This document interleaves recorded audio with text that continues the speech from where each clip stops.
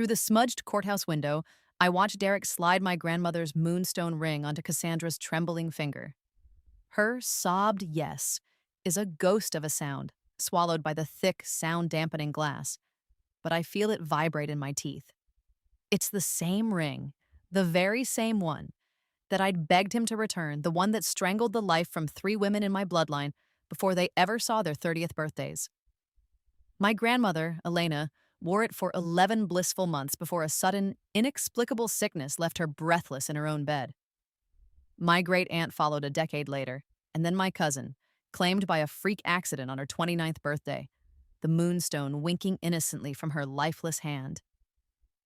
And now it's on hers, on the finger of the woman who took my love, my life, and is now poised to inherit my family's death sentence. The platinum band, a stark, cold circle, ensnares the cheap glare of the courthouse fluorescence. It doesn't sparkle. It consumes the light, casting shadows that writhe like smoke across Cassandra's tear-streaked face. For a moment, she doesn't look like a blushing bride-to-be. She looks haunted, her joy distorted into a mask of tragedy, the ring's malevolent energy already wrapping itself around her. I press my forehead against the cool glass, my own reflection a faint, grim spectator to the unfolding horror. The moonstone seems to pulse with a sickly gray light, a rhythm out of sync with a human heart, and I can almost hear the low hum it emits, a death carol only a daughter of my family would recognize. It's not just a piece of jewelry, it's a parasite, and it has found a new host. A burn starts in my chest, a rage so fierce I can taste copper on my tongue. He knows. I told him the stories, showed him the death certificates, and the faded newspaper clippings. He dismissed them as morbid fairy tales, another one of my dramatic tendencies. But underneath the fury, a darker, colder feeling slithers. Anticipation. A vile, traitorous part of me wants this. It wants her to feel the chill creep into her bones, to see the shadows lengthen in her own home, to understand the terror my grandmother felt. It's a venomous thought, one that shames me to my core. But it's there, whispering that this is justice. This is what she gets for shattering my world. The thought is a fleeting comfort before the crushing weight of guilt returns. No matter what she did, no one deserves this. I check the time, my own hands shaking. The wedding is scheduled for tomorrow at sunset. A quick mental calculation sends a jolt of ice through my veins. The full moon peaks just a few hours after that. The curse, the one that binds itself to the new bride upon the utterance of her vows, activates on the first full moon following the union. That gives me 18 hours. 18 hours before the ring's ancient magic sinks its teeth into Cassandra's life force, marking her for a death that will look like a tragic accident, but will be nothing short of a century-old murder. The timer has started, a frantic, invisible countdown to her demise, and I'm the only one who hears it ticking. My fingers, clumsy with panic, fumble for my phone. There's only one person who might believe me, who might be able to help me fight a curse that transcends the boundaries of the living world. I pull up the number I know by heart but have never dared to call. My thumb hovers over the screen, a fresh wave of resentment making me hesitate. Why should I save her?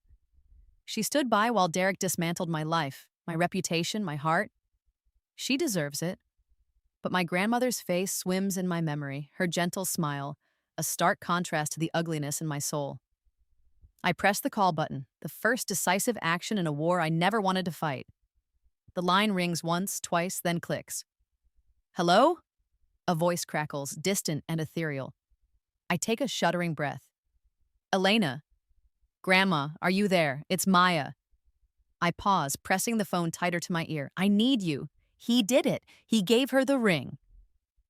The call with Elena's spirit left a humming silence in my ear and a deep, soul-level chill that no coat could warm.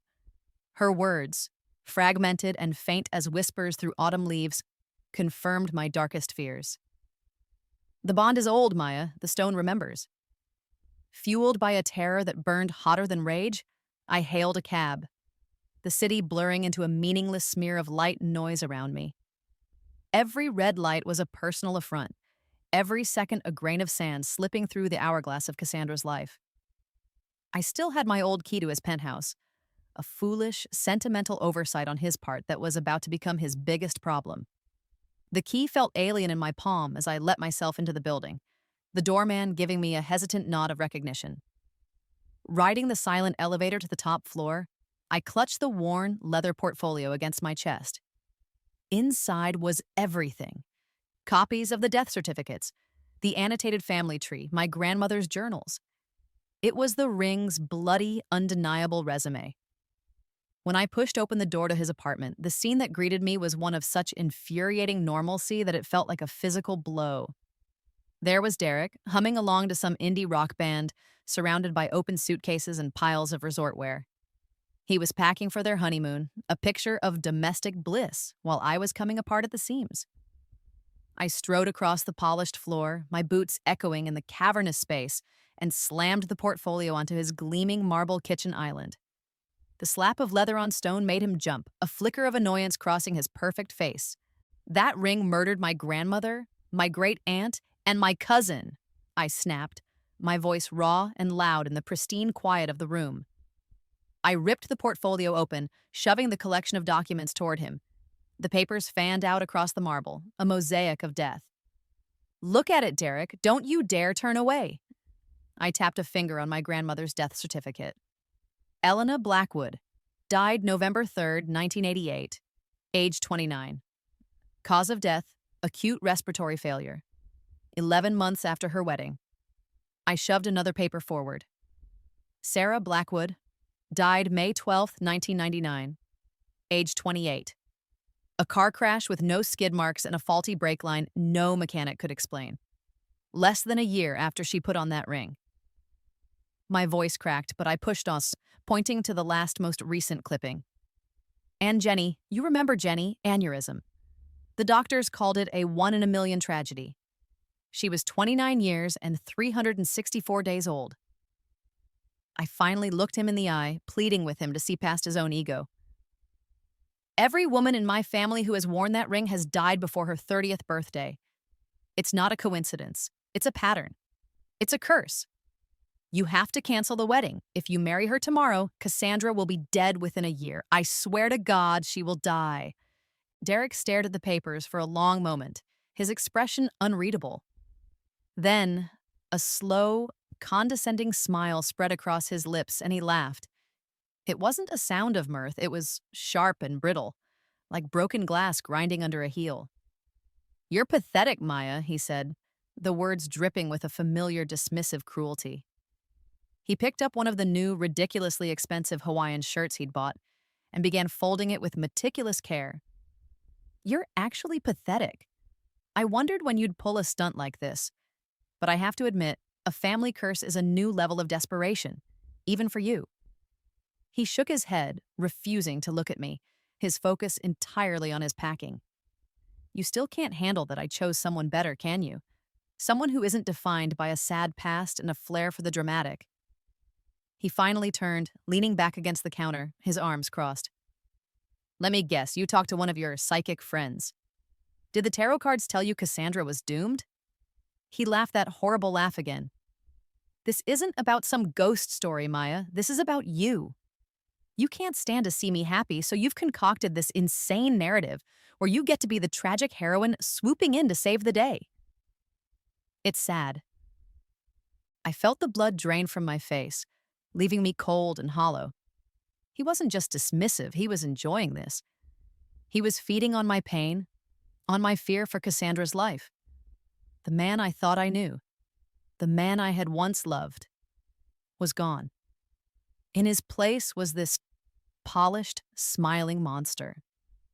My hand trembled as I pulled out my phone, the screen glowing with the custom countdown timer I'd set the moment I left the courthouse. Big, stark numbers bled downward. 17 hours, 23 minutes, and 45 seconds. 17 hours, 23 minutes, and 45 seconds until the curse would have a new name to claim. I held the phone up, angling it so the camera framed his smug, dismissive smirk perfectly. The timer a grim chyron at the bottom of the frame. The camera's click was unnaturally loud in the silent standoff. I was taking a picture for evidence. Evidence of his recklessness, of his callous indifference. evidence for a crime that hadn't been committed yet.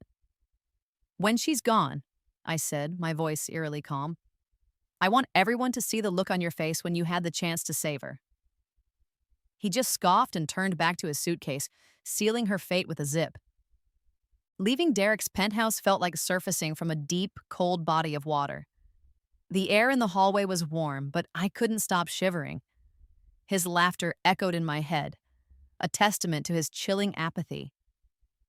My next move was clear, though my heart recoiled from it. I had to face Cassandra. I had to make her understand what he wouldn't.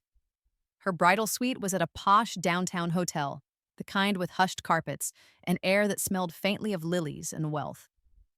I bypassed the front desk, my face set in a mask of purpose that dared anyone to question me, and took the elevator up. My plan was to knock, to plead, to reason. But as I approached her door, I found it slightly ajar. A thread of music, a haunting classical piece, drifted into the hall. Pushing the heavy door open, I stepped inside, and my breath hitched in my throat. The room was a sea of white tissue paper, gift bags, and champagne flutes. But my eyes were locked on the woman in the center of it all. It was Cassandra, standing before a full-length mirror, but it was the dress she was wearing that made my blood run cold. It was my grandmother's. My grandmother's vintage lace wedding gown with its delicate seed pearl buttons and sweeping train. I had stored it carefully in a cedar-lined garment bag in the back of the closet, in the spare room of the apartment I once shared with Derek. He hadn't just stolen a ring, he had stolen a memory, a legacy, and draped it over her like a shroud. She hadn't noticed my arrival. Her focus was absolute, but not on her reflection. Her eyes, normally a bright, sparkling green, were milky and glazed over, staring into a space somewhere beyond the mirror. She was already sleepwalking, lost in a waking nightmare. Her left hand was raised, her fingers tracing the curved surface of the moonstone ring in slow, hypnotic circles, over and over again. As she traced, her lips moved, and a low, guttural sound filled the suite, weaving itself around the melody from the speakers. It was a language, or something that sounded like one, but it was made of stone and shadow, full of harsh consonants and long, sighing vowels that felt ancient and wrong on her tongue. It was a dead language, a forgotten dialect of pain, and she was whispering it like a prayer. The sight was profoundly unnatural. The air in the room grew thick and heavy, charged with a static electricity that made the hairs on my arms stand on end.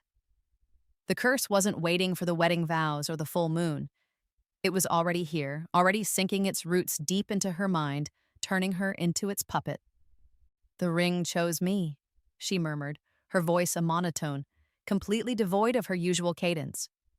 She spoke without ever breaking her trance, her gaze still fixed on that invisible point in the air. Her whisper seemed to come from the ring itself. "It sings to me, Maya, a song of belonging." She finally registered my presence, though her eyes didn't clear. A slow, beatific smile touched her lips, a chillingly empty expression. "Derek said you'd be jealous. He said you would never understand a love like ours. A connection so deep, it feels like destiny." Her hand continued its circular pilgrimage over the stone. "I felt sorry for you, I truly did. But I never expected you'd try to steal my happiness with ghost stories. It's unbecoming." The word hung in the air between us, a perfectly polished stone of condescension, and I knew with sickening certainty that it was a word Derek had used to describe me to her. My anger flared, hot and sharp, cutting through the fear. "Those aren't ghost stories, they're death certificates," I countered, my voice louder than I intended. I took a step closer, trying to force my way into her line of sight, to shatter the spell she was under. "That is my grandmother's dress you're wearing, and that is my family's curse on your finger." My words seemed to bounce off an invisible shield around her. Her hollow, dreamy laugh echoed in the opulent suite, a sound utterly devoid of warmth or humor. It was the laugh of someone listening to a joke in a language no one else understands. "Look at your hands, Cassandra," I pleaded, my voice dropping as I pointed. "Just look down. Look at the bruises." Faint, mottled patches of purple and blue, like old, faded ink stains, were blooming on the backs of her hands and along her forearms. They hadn't been there a week ago when I'd last seen a photo of her. They were the curse's fingerprints, the subtle marks of where it was holding on. For a moment, her eyes flickered, a sliver of the real Cassandra surfacing from beneath the placid surface. She glanced down at her hands, a brief frown creasing her brow, but then the glaze returned, thicker than before. Derek warned me you'd say anything to break us up, she said, her voice regaining a measure of its old strength. But now it was laced with a cold, pitying righteousness. He said you were unstable, that you couldn't let go of the past. She finally looked at me, and her eyes were filled with a victory that felt more cruel than anything Derek had said. He showed me your old love letters, Maya. The ones you wrote him after he broke things off. He showed me everything. The blow was so precise, so personal, it knocked the wind out of me. I remembered those letters, pages filled with desperate, heartbroken pleas, the raw, humiliating ramblings of a woman who thought her world had ended. He had saved them, and he had used them to poison Cassandra against me, to paint me as the desperate, pathetic ex-girlfriend he'd described. My cheeks burned with a shame so intense it was dizzying. He had taken the most vulnerable part of me and twisted it into a weapon to be used against me. I could see the shift in Cassandra's stance. She was no longer just a victim of a curse. She was an agent of my humiliation, convinced of her moral high ground. I wanted to scream, to rage, to tell her what a monster he was, but I saw the futility of it. Elena's warning whispered in my mind again. The stone remembers. It feeds on doubt. I had to push past my own pain. It didn't matter anymore. This isn't about Derek, I said, forcing my voice to be steady, level. It's not about me. And it's not about your stolen happiness or my pathetic old letters. Forget all of it. I took another step, my hands raised in a gesture of surrender. This is about saving your life. This thing on your finger is a timer, and it's counting down. You have until midnight tomorrow. After that, nothing I say or do will matter, because you will already be gone. As I spoke the words, a sudden, inexplicable chill swept through the bridal suite. The warmth from the afternoon sun streaming through the window seemed to vanish, the air turning sharp and cold as a tomb. Goosebumps erupted on my skin. Cassandra's strange, serene smile faltered, and she shivered, wrapping her arms around herself. It was then that I saw it. My eyes were drawn to her left hand, to the ring that had started it all. The change was subtle at first, then terrifyingly clear. Spreading out from the platinum band, like frost creeping across a winter pane, were tiny, thread-like black veins. They weren't on her skin. They were under it, a dark, infected network branching up her finger and snaking toward her knuckle. They looked like roots, like the tendrils of some parasitic plant, and they were visibly, sickeningly, feeding on her. The sight of those black, corrupted veins sent a primal scream clawing up my throat. It died as a choked gasp, my horror too profound for sound. The threads of infection pulsed with a faint, sickening rhythm, a dark mirror to the life beating in her wrist. Cassandra saw them too. Her eyes, finally clear of their trance-like film, widened in sheer terror. She stared at her own hand as if it were a venomous spider.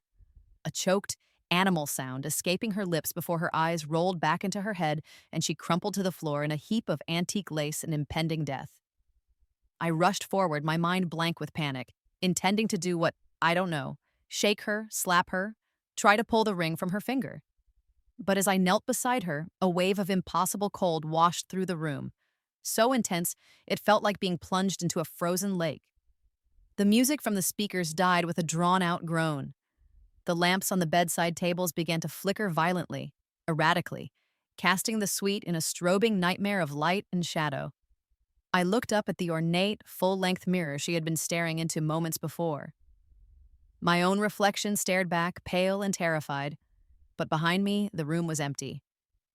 Then my reflection wavered, like a heat haze rising from asphalt. The image dissolved and reformed, the features shifting, aging, softening. The face staring back at me was still mine, and yet not. It was my grandmother, Elena, her form composed of shimmering silver light, her expression one of immense sorrow and urgency. She wasn't a reflection, she was a presence, looking out from the mirror as if through a window between worlds. Her voice filled my mind, clear and strong, cutting through my panic. He did not steal it, child. Her spectral eyes held mine, conveying a truth that shattered the very foundations of my reality. The ring was never ours to be stolen. It has always belonged to his family. He inherited it from his grandmother, just as she inherited it from hers. My mind reeled, unable to process the words. How could that be possible? The ring had been on my grandmother's hand, my great aunt's. It was a gift, Elena explained, the story unfolding in my thoughts like a forgotten history text. A betrothal gift in 1892. Your great-great-grandmother, Lydia Blackwood, was engaged to be married to a man named Thomas Morrison. His mother, Agatha Morrison, gave Lydia the ring as a symbol of their family's joining. An image flashed in my mind. A stern, black-clad woman with piercing eyes, her face a mask of iron-willed pride. But Lydia broke the engagement. She had fallen in love with another man, a painter with no status and no wealth. In her shame and fury, Agatha, who was rumored to dabble in arts darker than her society friends knew, did not ask for the ring back. Instead, she laid a curse upon it. A curse bound not to the object, but to the blood of the woman who had scorned her son. My blood. Our blood. The pieces fell into place with dizzying, sickening speed. Derek wasn't just Derek. He was Derek Morrison, the descendant of the witch who had doomed my family. What do you mean? I whispered aloud, my voice trembling as I stared at her luminous face in the glass. The lights in the hotel room flickered and died, plunging us into the gloom of the late afternoon. The only light, the silvery glow from Elena's form and the city lights beginning to wake outside the window. What happens to her now? I glanced down at Cassandra's still form, her breathing shallow, the black veins now visibly past her knuckle. Tomorrow at midnight, when the moon peaks, she will join us in death unless the ring passes to its rightful bloodline, Elena whispered, her voice resonating with the finality of a judge's sentence. The words from the outline were a death knell. Join us! The other women! You're all trapped? My horror deepened. This wasn't just about dying, it was about an eternity of servitude.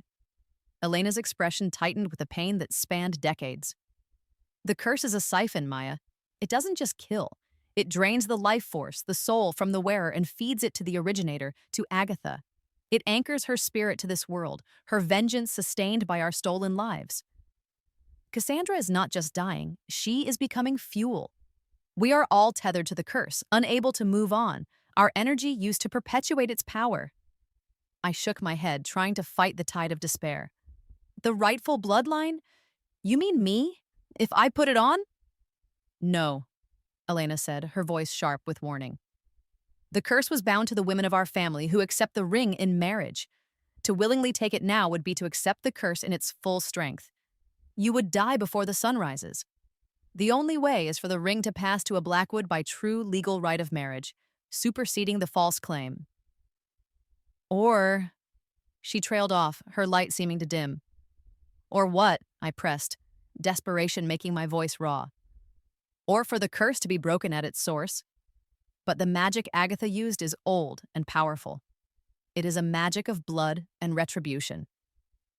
A lamp on the far side of the room suddenly exploded, showering the carpet with glass and making me cry out.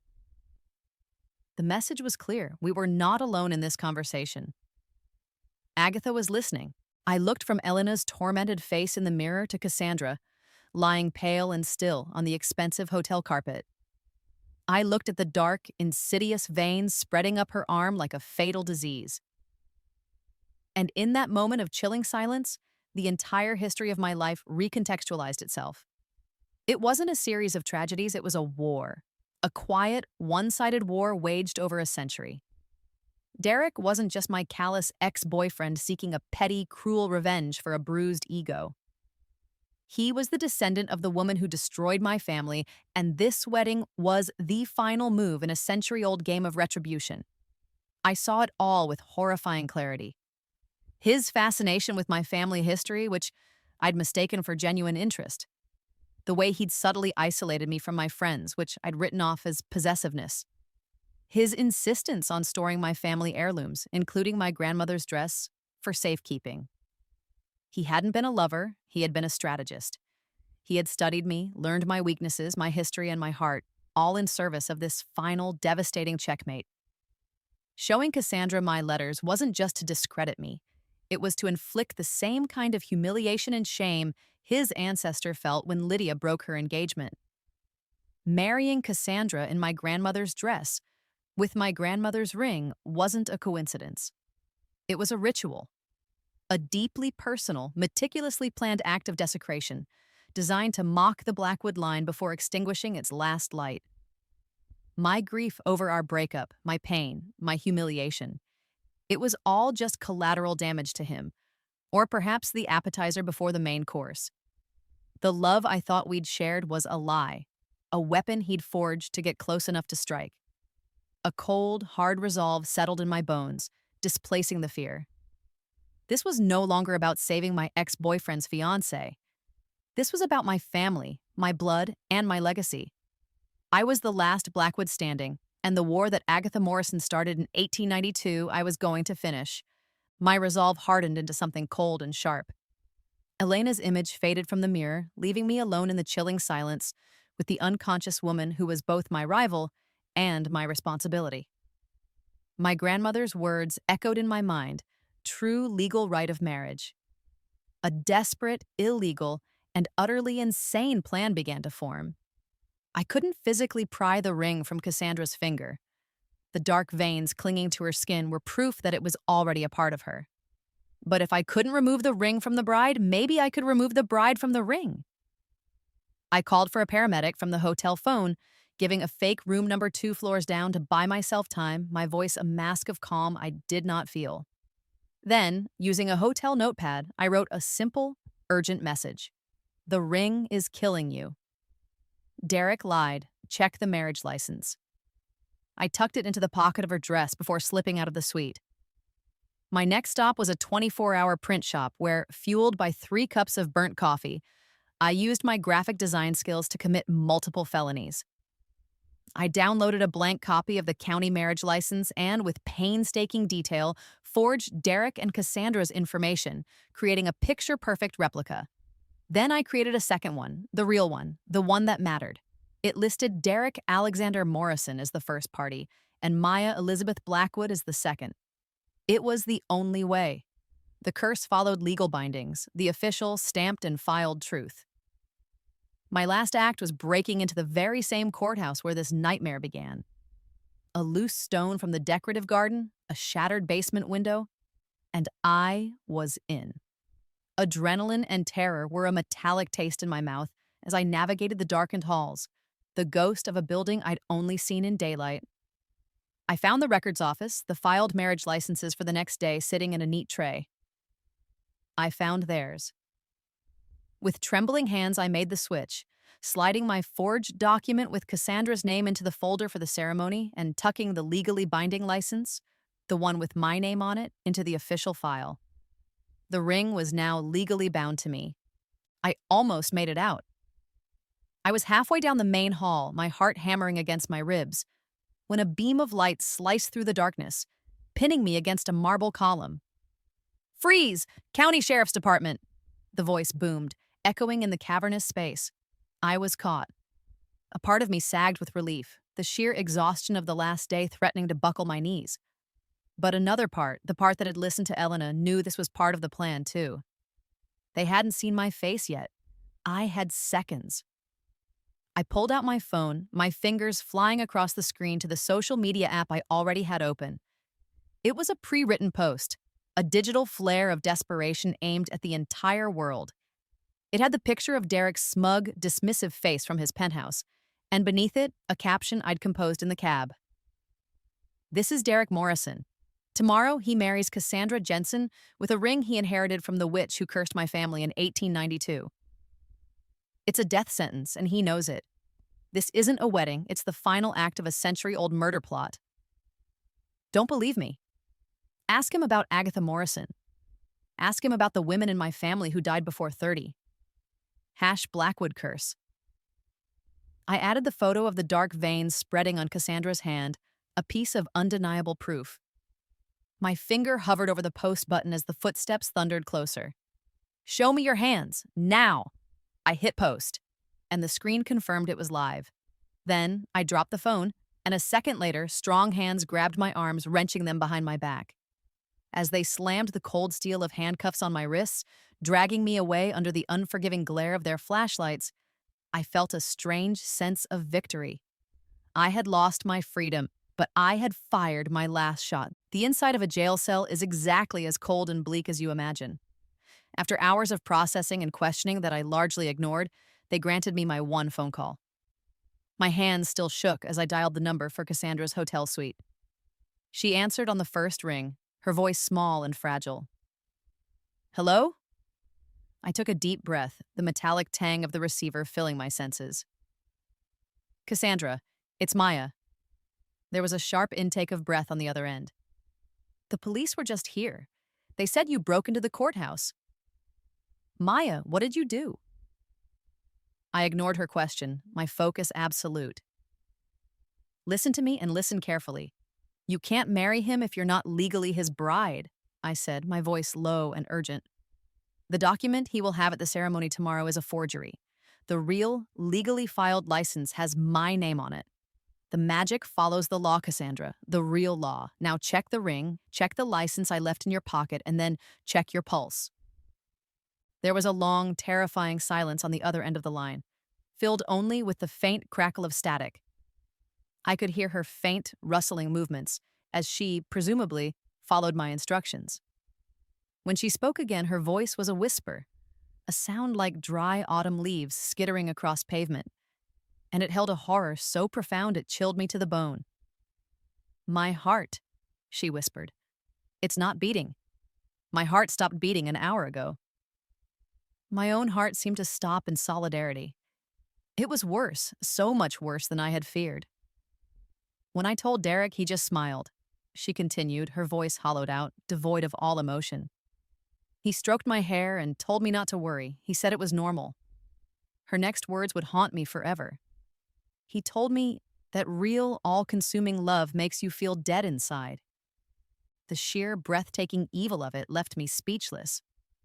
He was gaslighting her about her own death, twisting the symptoms of a supernatural attack into a romantic platitude.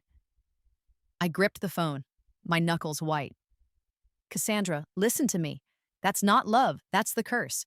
It's feeding on your life force to power itself, using your own energy to keep your body animated while it consumes your soul.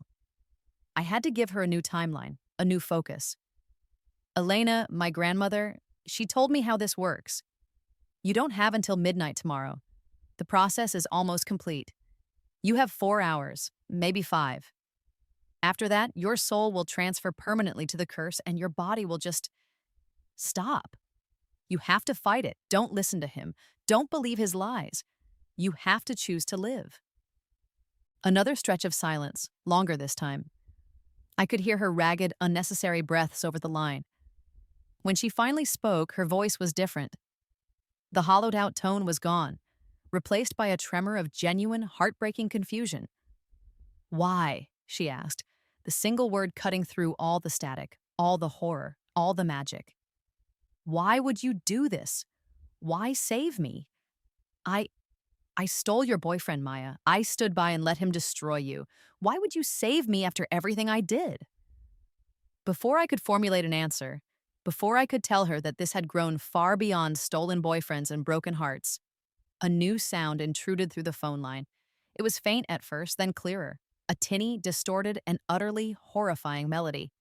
It was the wedding march. It was playing from her phone, from her room, without her touching a thing. The curse was done waiting. It was announcing the start of the final ceremony on its own terms. Time was up. The world outside my jail cell had exploded. My desperate social media post flung into the digital void had struck a nerve. The #Blackwood curse was trending. My photo of Derek's smirk was a meme. News vans were camped outside the courthouse. A sharp, fast-talking lawyer I'd never met, a woman who said she specialized in the court of public opinion, appeared out of nowhere, waving a bail order. I was released so fast my head spun. still clad in the ridiculously bright jail issue orange jumpsuit. I didn't even stop to thank her. I just ran. I knew where he'd be. Not a church, not a fancy venue, but here. The small, historic chapel inside the courthouse, a place he could control, steeped in the Morrison legacy of legal manipulation. The distorted wedding march I'd heard over the phone grew louder as I sprinted down the marble halls. The heavy oak doors to the chapel were closed. I didn't hesitate. I threw my entire weight against them, and they burst inward with a resounding crack. The scene inside froze. A handful of guests, all of them Derek's associates, turned to stare. At the altar, bathed in the cold light of a full moon streaming through a high-arched window, stood Derek, his face a mask of incandescent fury. Beside him, Cassandra looked like a porcelain doll, beautiful, lifeless, and dressed in my grandmother's gown. And presiding over the travesty, his face a mixture of confusion and stern disapproval, was none other than Judge Morrison, Derek's uncle. In that moment, I felt the air behind me shimmer and ignite. Elena's spirit was no longer a faint presence. She was a blazing column of silver flame, a righteous ethereal fire that cast my shadow long and defiant across the chapel floor. Derek Morrison, descendant of Agatha Morrison, I challenge your claim to the Blackwood family ring under the original binding terms. My voice wasn't entirely my own. It was deeper, layered with the echoes of my grandmother's strength, ringing with an ancient authority that made the air vibrate. I took a step forward, the cheap rubber soles of my jail-issue shoes squeaking on the polished stone. I, Maya Elizabeth Blackwood, direct descendant of Lydia Blackwood, do hereby invoke the right of blood and truth. This union is a fraud, this ceremony a desecration. The curse you wield is bound by laws of magic that predate any title your family has bought. You have been judged, and you have been found wanting. Judge Morrison sputtered, "Miss Blackwood, this is a private ceremony. You are out of order. Security!" But no one moved. The guests were transfixed, caught between the spectacle of my jailhouse attire and the impossible, shimmering light of the spirit blazing behind me. Cassandra's eyes, dull and vacant moments before, found mine, and for the first time, a flicker of hope ignited within them. "You think you can waltz in here and steal my moment?" Derek snarled, his carefully constructed facade of charming composure cracking into 1,000 pieces. The man I saw now was all sharp angles and raw, ugly entitlement. "After everything I've done to get here? After all the planning?" He gestured wildly at Cassandra. "She chose me. She wanted this. Just like your pathetic grandmother chose death over surrendering the ring. My ancestor offered her power, and she was too weak to take it. Your whole bloodline is weak. A footnote in my family's story of strength. This was always how it was going to end, with a Morrison in control and a Blackwood erased." His confession hung in the air, a naked admission of his monstrous intent. It wasn't just about revenge. It was about eradication. He saw my family not as victims, but as failures who hadn't been strong enough to seize the dark power his family offered. He saw this entire century of pain as our fault. The sheer arrogance of it was breathtaking. "She chose love, you fool!" a new voice boomed, seeming to come from my own chest as Elena's power surged through me. My feet were planted, but I felt taller, anchored to the very foundations of the old courthouse. Agatha Morrison cursed the ring because my great-great-grandmother, Lydia, refused to marry her son. She refused to bind herself to a family that saw people as possessions and love as a transaction. Elena's voice, channeled through my own, was filled with the righteous fury of generations. Agatha couldn't comprehend a love that wasn't about power or control. She bound the curse to our bloodline, a chain of death meant to punish us for that choice. But she made one mistake. In her rage, she built a loophole into her own dark magic. She decreed that the curse could only be broken by a willing sacrifice from the bloodline it was meant to destroy. A gasp went through the small crowd. Derek's face paled slightly. It was clear from his expression that this was a piece of the family lore he had not been told. He knew of the power, but not its fatal flaw. "Sacrifice?" Derek spat, regaining his composure and sneering. Your family has been sacrificing themselves for 100 years, and it's done nothing but make my family stronger." He held up his left hand, and a sickly violet-black light began to glow around his palm, coalescing into a sphere of crackling dark energy. "The ring belongs to whoever has the strength to claim it. That is the only law that matters. My ancestor understood that. Power isn't given, it's taken." The dark magic swirled around him, a stark and hideous contrast to the pure silver flame radiating from Elena. He was no longer just a knowing participant. He was a wielder of the dark inheritance, ready to fight for his birthright of hate and control. He was ready to kill me right here and now to complete his ritual, to finally prove that his family's strength was the only truth that mattered. "Then let's settle this the old way," I said, my voice my own again, clear and steady. I walked forward, my eyes locked on his, ignoring the dark energy that made the air smell of ozone and decay. I stopped directly before Cassandra, who was trembling, caught between us. I reached out and grabbed her hand, the one bearing the ring. The moment my skin touched the cold platinum, an agonizing fire shot up my arm, a searing, white-hot pain. The curse recognized me, a true daughter of the Blackwood line, and it recoiled, fighting my touch with all its stored malice. But I held on, gritting my teeth against the burn. Cassandra flinched, but then her fingers weakly squeezed mine, a silent transfer of trust, a choice. I looked from her terrified face to Derek's hateful one, with truth and blood. The great clock in the courthouse tower began to chime, the deep, resonant bells marking the arrival of midnight. 1, 2, 3. With each chime, the silver fire of Elena's spirit poured into me. It wasn't a violation, it was a homecoming. I felt the memories, the sorrows, and the unbreakable love of my grandmother, my great-aunt, my cousin, and of Lydia herself, flooding my soul, fortifying it. The pain in my hand subsided, replaced by a thrumming, immense power. As the 12th and final bell struck, the silver flame enveloped me completely.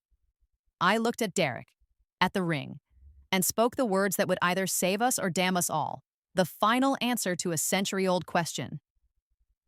"I claim the ring by right of blood," I declared, my voice resonating with the power of all the women who came before me. "And I break the curse by choice of love." For a heartbeat, nothing happened. Then, with a sound like 1,000 crystal glasses shattering at once, the moonstone ring exploded.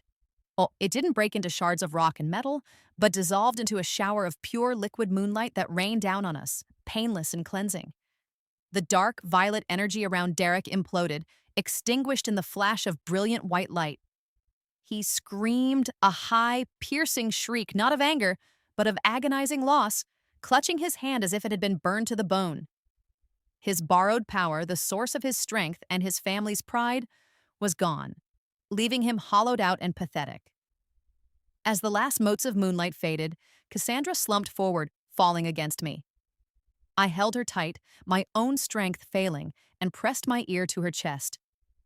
There was a pause, an eternity of silence, and then I felt it. A soft, tentative thump. Then another, stronger and steadier. Oh, her heart was beating, a quiet, stubborn, and miraculous rhythm against my own. In the chaotic aftermath, as courthouse security finally swarmed the chapel and a stunned Judge Morrison stared at his whimpering, defeated nephew, the silver light around me began to soften. Elena's presence was receding, her duty done, her spirit and the spirits of all the Blackwood women finally untethered. She lingered for a moment, her form a gentle, fading shimmer in the moonlit air of the chapel. As Cassandra stirred in my arms, her breath catching in a real, living sob, my grandmother's final words brushed against my mind like a benediction, a final, clarifying truth that settled everything into its proper place. "The ring was never cursed," she whispered, her voice filled with a peace that spanned a century of pain. "It was just a thing, a circle of stone and metal. It was the love that was cursed, Maya. Agatha's love for her son was so twisted, so possessive it became a weapon. She poured all of that possessive, broken love into the ring, and it festered into the hate that has haunted us for generations. I understood then. The magic wasn't in the object. It was in the emotion poured into it. Hate was a curse, but love, true love, the kind that sacrifices, the kind that protects, the kind that chooses to save a rival, was a magic all its own. It was the antidote. As her light faded into the last lingering motes of moonlight, I felt the weight of generations lift from my shoulders, and I knew they were, at long last, free. 6 months later, I find myself laughing over fabric swatches and floral arrangements, a coffee in my hand. Across the table, Cassandra playfully rolls her eyes at my indecision, her own eyes bright and full of a life I fought to give back to her. She is to be my maid of honor, a fact that still feels like a small, precious miracle. Our shared trauma, the terrible knowledge of what happened in the dark, forged a bond between us stronger than any curse. We are sisters of a strange and singular circumstance, survivors of a war no one else knows was fought. Derek is in prison. The world couldn't prosecute him for witchcraft, but my viral post and the subsequent media frenzy unearthed a dynasty of corruption. The forged marriage license was the tip of the iceberg. Financial fraud, embezzlement, racketeering. It turned out the Morrison family's strength was built on a foundation of mundane, prosecutable evil. He was sentenced to 10 years, not as a warlock, but as a common criminal, a fate I find deeply satisfying. The man I am planning to marry is a quiet, kind architect, a man who sees the faint, silvery scars on my hands from the ring's burn not as damage, but as proof of survival. He knows a version of the story, and he believes me. In my jewelry box, sitting safely on a bed of velvet, is my grandmother's real ring. A simple gold band with a small, perfect pearl, the one she kept hidden away. I found it in a box of her old letters. A final gift. A true inheritance. The courthouse where it all began is scheduled for demolition next week, a pile of stone and memory being torn down to make way for the future. But some foundations run too deep to ever be fully destroyed. I still dream of silver flames and ancient promises, of whispered words in dead languages. But now when I wake up, I am no longer afraid. I am grateful for the ghosts who taught me that the only curse stronger than hate is the choice to love anyway. Some stories end with revenge. Mine began with it.